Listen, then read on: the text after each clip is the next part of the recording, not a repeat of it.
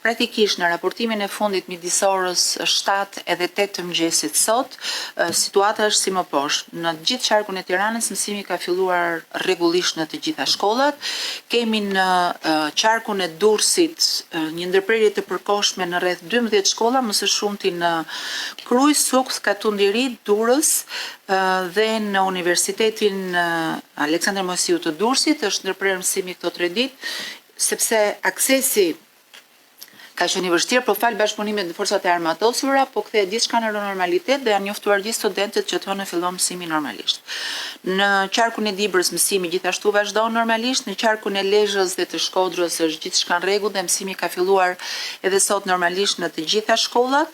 Në më problematike është situata në qarkun Vlorë, Gjirokastër dhe Fier, ku kemi rreth 10 shkolla ku sot kemi pas ndërprerje të përkohshme të kontrolluar. Këtë e bëjmë për, siç e thatë dhe ju, për arsye sigurie. Në radhë të parë për nxënësit, jemi në kontakt me të gjithë mësuesit dhe me të gjithë prindrit, por edhe për ata mësues të cilët ju duhet të bëjnë rrugë nëpër zonat më të thella. Dhe kryesisht ndërprerja është bërë në shkolla ku ka zona të thella, fshatra, shkolla të vogla dhe vazhdojmë të jemi në komunikim me ta.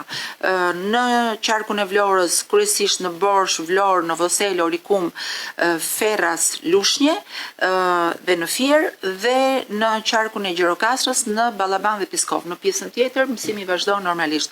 Edhe në bashkinë e Gjirokastrës, ku ditën e mërkurë kemi pasur ndërprerje të përkohshme, jo sepse shkollat kishin probleme si objekte, por sepse prurjet e inerteve ishin kaq masive nga malet në rrugët e bashkisë Gjirokastër, kështu që për arsye sigurie u ndërprej përkohësisht, por situata u kthye në normalitet brenda disa orëve fal bashkëpunimit të forcave të armatosura, bashkisë dhe emergjencave civile.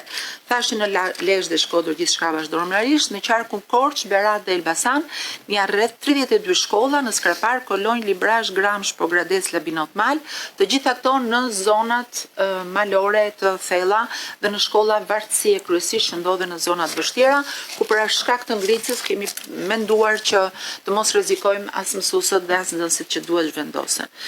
Kjo është situata për momentin. Në rang vendi nga 1510 shkolla, rreth 54 shkolla kanë ndërprerje të përkohshme të mësimit sot.